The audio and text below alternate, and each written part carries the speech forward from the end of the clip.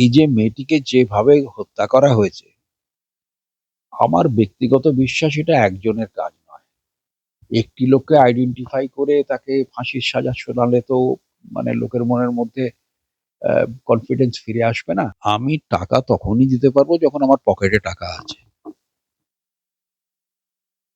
পকেটে টাকা না থাকলে দান খয়রাত করতে করতে গিয়ে যদি সব শেষ করে ফেলি তাহলে কি হবে? মমতা ব্যানার্জি তো সিপিএম এর খুব উম মেধাবী ছাত্রী। পশ্চিমবাংলার রাজনৈতিক ল্যান্ডস্কেপে কি পরিবর্তন দরকার বলে আপনি মনে করেন? এই রাজ্য জুড়ে ঘটে যাওয়া একাধিক দুর্নীতির ঘটনা, এগুলো কি নির্বাচনে প্রভাব ফেলবে? তার আমি ভয়ংকর বিরোধী। ৳১,০০০ যে ছেলেগুলোকে দিই তাদের পান, বিড়ি, সিগারেটের খরচ আর মোবাইলের রিচার্জের খরচটা উঠবে। কারুর বাড়ি থেকে ৪৫-৫০ কোটি টাকা আমার একবার খুব ইচ্ছে ছিল গিয়ে দেখে আসি যে কতগুলো টাকা ওটা হয়। ওয়েস্ট বেঙ্গলের মতো সেফ জায়গা হয় না। অত টাকা আছে, অত গয়না আছে তারপরেও ডাকাতি হয়নি। এখানকার জল হাওয়াটাই বোধহয় এরকম। তুমি ভাই রাস্তা থেকে বেরো এই তারাতলা থেকে ডায়মন্ড হারবার পর্যন্ত দেখবে ২ থেকে সবকটা দোকান এখন দুপুরবেলা বন্ধ। সব খেয়ে ঘুমোতে গেছে। ভাই যদি আমি মানসিক চাপ না নিতে পারি তাহলে আমার বিচার করা উচিত নয়। আজকে যদি একটা হিনিয়াস ক্রাইম এ কাউকে ফাঁসি দিতে হয়, আর আমি যদি আমার মানসিক চাপে আমি দিতে না পারি তাহলে আমার বিচার হওয়া উচিত নয়। আর আজকে আমার বাড়িতে এসে কেউ এক বাস্ক মিষ্টি দিয়ে গেল, আমি তার ফেভারে অর্ডার দিয়ে ফেলবো। এইরকম যদি আমার ব্যক্তিত্ব হয় তাহলে আমার বিচারপতি হওয়া উচিত নয়। এত এত অবিশ্বাস, এত খুঁতখুঁত কোনো মানে হয় না। তবে অন্যায় হয়েছে, তার কমপ্লেন লজড হয়েছে, পুলিশ স্টেপ নেবে এটা এক্সপেক্টেড। আমরা দেখেছি বিচার ব্যবস্থা নিয়ে বারংবার প্রশ্ন উঠেছে। সেটা আর.জি. করের ঘটনা হোক বা কয়লা পাচার মামলা হোক, আ আ আ একের পর এক মামলা, গরু পাচার মামলা, নিয়োগ সংক্রান্ত মামলা হতে মানুষ কি স্যার আস্তে, আস্তে বিচার ব্যবস্থার উপর আস্থা হারিয়ে ফেলছে? ভাই আহ, এই যে মেয়েটিকে যেভাবে হত্যা করা হয়েছে, আমার ব্যক্তিগত বিশ্বাস এটা একজনের কাজ নয়। একটি লোককে আইডেন্টিফাই করে তাকে ফাঁসির সাজা শোনালে তো লোকের মনের মধ্যে কনফিডেন্স ফিরে আসবে না। তার বাবা মাও খুব বোধহয় সুখী নন মনে হচ্ছে, যে টিভিতে ইন্টারভিউ দেখি টেকি। আর একটা প্রশ্ন যেটা, সেটা আরো বড় প্রশ্ন। বিচার বিভাগ তো বিচার বিভাগের জজেরা বিচার করবে, তাদের সামনে যা কাগজ আসবে, পার্সোনাল ইনফরমেশনের বুনিয়াদে তো তারা বিচার করতে পারেন না। ফলে তাদের দোষ দিয়ে তো লাভ নেই। যে ইনফরমেশন যদি পুলিশ না নিয়ে আসতে পারে, সেন্ট্রাল গভর্নমেন্টের সিবিআই না আনতে পারে, যদি ইডি না আনতে পারে, তাদের খালাস দেওয়া ছাড়া, বেল দেওয়া ছাড়া গতি কি?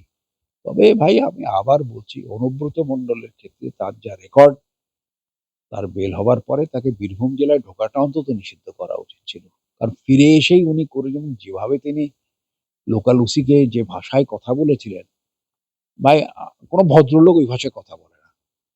এই সুপ্রিম কোর্ট, হাইকোর্টের নাগাল কি সাধারণ মানুষের সাধারণ মানুষ কি সুপ্রিম কোর্ট, হাইকোর্টের বিচার ব্যবস্থার নাগাল আস্তে, আস্তে হারিয়ে ফেলছেন? মানে তাদের জন্য যা বিচার মানে একটা সামান্য উকিল যদি রাখতে হয় তাদের যা ফিস, এই সমস্ত বিষয়গুলোকে মাথায় দেখো ভাই, আমি যখন কাজ আরম্ভ করি অ্যাজ এ জুনিয়র লয়ার, যারা আমার মক্কেল ছিল, আমি যখন ১৫-২০ বছর প্র্যাকটিস হয়ে গেছে, তখন তারা আবার আমার মক্কেল নয়। নিয়ম আছে, স্টেজ অফ ক্লায়েন্টস আছে। একটা ৳৩৪ ফি দেওয়ার একজন ক্লায়েন্ট থাকবে, আবার ৳৩৪,০০০ ফি দেওয়ার ক্লায়েন্ট থাকবে। সবাইকেই যে ৳৩৪,০০০ ফি দেওয়ার উকিলকে দিতে হবে এমন কোনো কথা তো নেই। তো তারা আজকাল লাখ লাখ টাকা ফিস হয়েছে, আমরা যখন ছিলাম তখন অত ছিল না। কিন্তু এখন মুশকিলটা হচ্ছে যে আহ, মানুষের ভালো উকিল দিতে পারেনি বলে যদি বিচার না পায়, সেটাও তো খুব দুর্ভাগ্যজনক। এবং জজেরও তো একটুখানি দায়িত্ব থাকে যে কি কেস, ছেলেটা গুছিয়ে যদি বলতে না পারে বা মেয়েটা যদি গুছিয়ে বলতে না পারে, একটু নিজে দেখে শুনে প্রপারলি অর্ডারটা করে দেওয়া, within the four corner of law. আমি আইনের বাইরে যেতে বলি না। আর মাঝে সাঝে ভাই একটু একটু একটু নিজের এটা মানে নিজের ক্ষমতাটা ইউজ করতে হয় ফর ডুইং জাস্টিস। এটা তো করতেই হয় ভাই।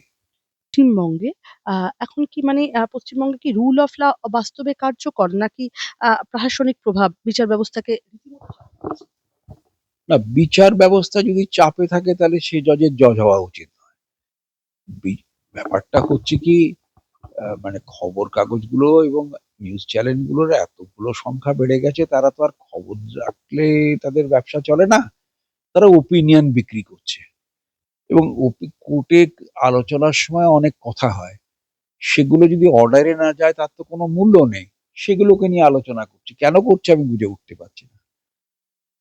এটা তো কাজের কথা হচ্ছে না। লোকের মনের মধ্যে মানে আমাদের বিশেষ করে সিরিয়ালগুলোতে কোর্টের যা সিন দেখায়, সেই দেখে দেখে কিছু লোক কোর্টের মধ্যে করতে আরম্ভ করলে তাকে ধমকে তাকে বের করতে হয়। হঠাৎ করে একটা লোক হাত তুলে হুজুর বলে ঢুকে পড়ছে এই সিরিয়ালে। এগুলো তো বাস্তব নয়। এগুলো কাজেরই কথা না, এগুলো বাজে কথা। এরকম হয় না কোর্টে। আদালতের নির্দেশ আমরা দেখলাম একাধিক আদেশ, একাধিক নির্দেশ রাজ্য সরকারকে দেওয়া হচ্ছে সুপ্রিম কোর্টের তরফ থেকে। কিন্তু আদালতের নির্দেশ অমান্য হলে কনটেম্প্ট কি যথেষ্ট কার্যকর মানে আ হাতিয়ার হচ্ছে? বা শুনুন, কন্টেম্পটা তো কাউকে শাস্তি দেওয়ার জন্য নয়। ওটা হচ্ছে অর্ডারটাকে ইমপ্লিমেন্ট করবার জন্য। অর্ডারটা ইমপ্লিমেন্ট করা হলো কি হলো না। আর যদি অর্ডারটা ইমপ্লিমেন্ট করা যায়, কন্টেম্পট প্রসিডিং ডিসপোজড অফ হয়ে যাবে। কিন্তু প্রশ্ন হচ্ছে সদিচ্ছা চাই তো সরকারের। আমার যদি তোমার কথা পছন্দ না হয়, তোমার আদেশ পছন্দ না হয়, আমি উপরে যাব। মানে ডিভিশন বেঞ্চে যাব। ডিভিশন বেঞ্চের আদেশ আমার পছন্দ না হলে সুপ্রিম, এই তো হায়ারার্কিটা করা আছে। এই হায়ারার্কিটার উপর তো ভরসা রাখতে হবে। আলটিমেটলি সুপ্রিম কোর্ট যদি বলে থাকেন যে এই অর্ডারটা এটা করতে হবে, সেটা করতে হবে। আর আজকে তো এসআইআর পদ্ধতিতে তাই হচ্ছে। এখন মেনে নিতে হয়েছে। আমাদের বর্তমান শাসন ব্যবস্থা সেটাকে পছন্দ করছেন কি না করছেন সেটা immaterial. Order is binding. Sir dearness allowance মামলায় আমরা দেখলাম সুপ্রিম নির্দেশ সত্ত্বেও বা শিক্ষা সংক্রান্ত মামলায় সুপ্রিম নির্দেশ সত্ত্বেও রাজ্য সরকার তা মানল না।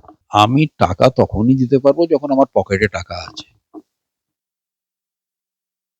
পকেটে টাকা না থাকলে দান খয়রাত করতে করতে গিয়ে যদি সব শেষ করে ফেলি তাহলে কি হবে?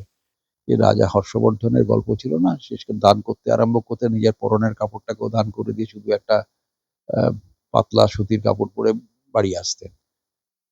এটা তো রাজ্য শাসকের মানে খুব পরিস্থিতি, যেটা যেটা যে পদ্ধতি নয়। দান খয়রাত ততটুকুই হবে যতটুকু করা সম্ভব। কারণ মানুষ ট্যাক্স দেয় দান খয়রাত করবার জন্য, ট্যাক্স দেয় ফর ডেভেলপমেন্ট। ডেভেলপমেন্টের কাজটাকে প্রায়োরিটি পাবে, তারপরে পাবে সে অন্য কাজ। রাজ্য সরকার যে সুপ্রিম নির্দেশ মানল না এতদিনে তারা কন্টেম্প্ট ফাইল করছেন। কি বিড়ম্বনার মধ্যে বা কনসিকুয়েন্সেস রাজ্য সরকার বিপদটা হচ্ছে তো মানে মমতা ব্যানার্জি বা তার মিনিস্টাররা কেউ যাবেন না। কন্টেম্পটে তো পক্ষ হয়েছেন তার অফিসাররা। তারা বিব্রত চূড়ান্ত হচ্ছেন। তারা শ্যামরাখি না কুলরাখি করছে। এখানে টাকা নেই, টাকা দিতে বারণ করছে, ধরে রাখতে বলছে। আর ওদিকে অর্ডার হচ্ছে যে তুমি টাকা না দিলে তোমাকে আমরা জেলে পাঠিয়ে দেবো বা দিতে হবে। একটা কিছু তো এদের ব্যবস্থা করতে হবে ভাই। দুর্গা পুজোয় লক্ষ লক্ষ টাকা, পাড়ার ক্লাবে লক্ষ লক্ষ টাকা। এরা আমি ক্যাডার তৈরি করবার জন্য যদি এগুলো সরকারি কোষাগার ব্যবহার করি, এটা তো কোনো কাজের কথা হলো না ভাই। আমরা কি চাই সাধারণ মানুষ, আমি সেটা স্পষ্ট তোমাকে বলি। আমার চিফ মিনিস্টার এমন কোনো কথা বলবেন না যে কথা শুনে বাইরের লোক আমাদের প্রতি হাসাহাসি করেন। বা ফ্ল্যাট কিনছি, আজকাল অধিকাংশ মানুষের বাড়ি বানাতে হচ্ছে ৩ কামরার একটা ফ্ল্যাট, ২ টো টয়লেট আর একটা ড্রয়িং ডাইনিং। সেটা যখন সে কিনতে যাচ্ছে তখন একদল লোক এসে হাজির হয়ে যাচ্ছে, আমাদের টাকা দাও। দোকানদারদের কাছে টাকা দাও। তো ভাই কেউ তো আর নিজের একটা মানুষ যখন বাড়ি তৈরি করে অধিকাংশ ক্ষেত্রে তার সর্বস্ব লাগিয়ে দিয়ে তবে বাড়িটা তৈরি করে। তখন তাকে যদি ৫-৭ লাখ টাকা এক্সট্রা দিতে হয় সেটা তার পক্ষে খুব কষ্ট। ও হিসাবের সঙ্গে দেয়, খুশি হয়ে দেয় না ভাই। ভাই ভাড়া বাড়িতে যে ভাড়া দালালি তো ছিল দালালের, কিন্তু দালালের উপরেও একদল লোক এসে টাকা চাইছে। এখন দালালি ছিল, রেট ছিল 1% 2% দেবে, আলাদা কথা। কিন্তু প্রশ্নটা হচ্ছে যে আমি খুঁজে, সেটা তো তার একটা প্রফেশন যে আমি তোমাকে একটা বাড়ি খুঁজে দিলাম, আমি তোমাকে একটা ভাড়াতে খুঁজে দিলাম। এ তো কিছুই করেনি। ইনি মাতব্বর বলে সেটা কিছু টাকা কান মুলে নিয়ে চলে গেলেন। যদি সৎ শাসন হয়, আইএস অফিসার এবং আইপিএস অফিসাররা যদি মানে তাদের নিজেদের যে কর্তব্য সেটা ঠিকমতো পালন করে, কেন সম্ভব নয়? শেষ একটা প্রশ্ন আপনার কাছে। আপনি ৩৪ বছরের বাম শাসন, কমিউনিস্ট পার্টির শাসন দেখেছেন। ১৫ বছরের তৃণমূল কংগ্রেসের শাসন দেখলেন। কোনটা কেমন আপনার? আসুন, ৭২ থেকে ৭৭ ছিল যুব কংগ্রেসই। সে আরেক ভয়ঙ্কর ব্যাপার। তারপরে সেই সময়টাতে কত ভালো, ভালো ছেলে নকশাল করতো বলে, নিশ্চয়ই নকশালিজম, আমি কমিউনিজমে বিশ্বাস করি না। নকশালিজমে তো বিশ্বাসই করি না। কত লোককে মেরে ফেললো, কত ভালো, ভালো ছেলে মারা গেল। কেমন? তখন লোকে মনে করেছিল বামফ্রন্ট এলে এই লোকগুলো ওই নোংরা, নোংরা পায়জামা, পাঞ্জাবি পরে কাঁধে ব্যাগ ঝুলিয়ে ঘুরছে, এরা হয়তো ভালো হবে। ৮০ দশক থেকে এদের চরিত্র বদলে গেল। আর মমতা ব্যানার্জি তো সিপিএম এর খুব উম মানে মেধাবী ছাত্রী। একই জিনিস চলছে। পশ্চিমবাংলার রাজনৈতিক ল্যান্ডস্কেপে কি পরিবর্তন দরকার বলে আপনি মনে করেন? শাসন ব্যবস্থার, মানুষ কাকে ভোট দেবে সেটা তো তার নিজস্ব ব্যাপার। মানুষ যাতে ঠিকমতো ভোট দিতে পারে সেটাই বাঞ্ছনীয়। এবং আমি ভোট দিতে গেলাম, যে আমি চলে গেলাম, আমার ভোটটা হয়ে গেছে, এটা যেন না হয়। এটা হলে যে আসবে সে আসবে। এবং আমরা তো সবসময় মানুষ হিসেবে আশা করব যে সিচুয়েশনটা ইমপ্রুভড হোক। সিচুয়েশনটা ডেটোরিয়েটেড হয়ে যাক, এটা তো আমরা চাইতে পারি না। মানুষকে একটু অ্যাজাইল থাকতে হবে যে আমরা কাকে ভোট দেব সেটা। কিন্তু আর ভোটটা দিতে হবে, মানে দিতে পারবে, মানে দেওয়ার ব্যবস্থা রাখতে হবে, তাহলে তারপর যা হবে হবে। দিতে পারা নিয়ে আপনি প্রশ্ন তুলছেন। আমি আরেকটা বিষয় বলব আপনার কাছে যে রাজ্য জুড়ে ঘটে যাওয়া একাধিক দুর্নীতির ঘটনা, এগুলো কি নির্বাচনে প্রভাব ফেলবে? হ্যাঁ, আমার মনের মধ্যে প্রভাব ফেলতে পারে, আপনার মনের মধ্যে প্রভাব নাও ফেলতে পারে, এটা ব্যক্তিগত ফিলিংস, কিন্তু কেউ কিছু বলতে পারবে না। রাজনীতিতে দল চালাতে গেলে কিছু টাকা তুলতেই হয়। সারা ভারতবর্ষের সমস্ত রাজনৈতিক দল টাকা তোলে, কিন্তু এরকম গলায় গামছা দিয়ে টাকা আদায় করা সাধারণ মানুষের কাছ থেকে, আমি কর্ণাটকের কথা বলছি ভাই, একটা স্কুলের টিচারের চাকরি বিক্রি করবার জন্য এরকম টাকা ওরা ওখানে করবে না। ওরা অনেক বড় বড় ব্যাপারে করবে। তাদেরও ওখানে দুর্নীতি আছে, সবই আছে, সব দেশে আছে, সব জায়গাতে আছে। কিন্তু প্রশ্নটা হচ্ছে এটা বড্ড নেকেড হয়ে গেছে বর্তমানে। ভাই, কারুর বাড়ি থেকে ৪৫-৫০ কোটি টাকা, আমার একবার খুব ইচ্ছে ছিল গিয়ে দেখে আসি যে কতগুলো টাকা ওটা হয়। গয়না ১০ কেজি, ১২ কেজি, কি ব্যাপার রে ভাই! আর মানে আমি তো বলবো ভেরি সেফ, আমাদের ওয়েস্ট বেঙ্গলের মতো সেফ জায়গা হয় না। অত টাকা আছে, অত গয়না আছে, তারপরেও ডাকাতি হয়নি। ইচ্ছে তো আর ল অ্যান্ড অর্ডারের ব্যাপারে কি বলবো? একদমই স্যার, আমি এক্ষেত্রে আসবো শিক্ষা নিয়োগ দুর্নীতিতে যারা আমরা দেখেছিলাম আ কি ফিগার ছিলেন কল্যাণময় ভট্টাচার্য, সুবীরেশ ভট্টাচার্য, সাম্প্রতিককালে পার্থ চট্টোপাধ্যায়, তিনি রীতিমতো জেল থেকে বেরিয়ে বলছেন সংবাদ মাধ্যমের সামনে যে কেউ প্রমাণ করে দেখাক, আমি চ্যালেঞ্জ করছি যে আমি নিয়োগ দুর্নীতিতে টাকা নিয়েছি। ২০২৬ এর আগে কি সেই সমস্ত ব্যক্তিগুলোর সাজা পাওয়া? সেটা আমি বলতে পারবো না। তবে উনি বলুন এই টাকাগুলো কার? বলুন যে টাকাগুলো কার? পার্থদা আমার স্কুলের সিনিয়র ছিলেন এনিউয়াল স্কুলে। তো বলুক না টাকাগুলো কার? ফুরিয়ে গেল। উনি টাকা নেননি, এটা নিয়োগ দুর্নীতির টাকা নয়, এটা অমুকের, আমি এইভাবে টাকাটা রোজগার করেছি, এইভাবে টাকাটা আছে। বলে দিলেই তো আপদ চুকে যায়। সেটা বলছেন না কেন? আমি করিনি বললে তো হবে না। তোমার কাছে যেটা পাওয়া গেছে সেটা কোথা থেকে এলো তার এক্সপ্লেনেশন দিলেই তো আপদ চুকে যাবে। টাকাটা কার? অতগুলো টাকা তোমার বাড়িতে কি করে, মানে তোমার ইনকাম ট্যাক্সে দেখানো নেই? আরে ওর বান্ধবীর বাড়ির তরফ থেকে তো পাওয়া গেছে। টাকাটা কার? আমি টাকাটা, আমি অমুকের টাকা আমার কাছে রাখা ছিল। অথবা এই টাকাটা আমি এইভাবে রোজগার করেছি।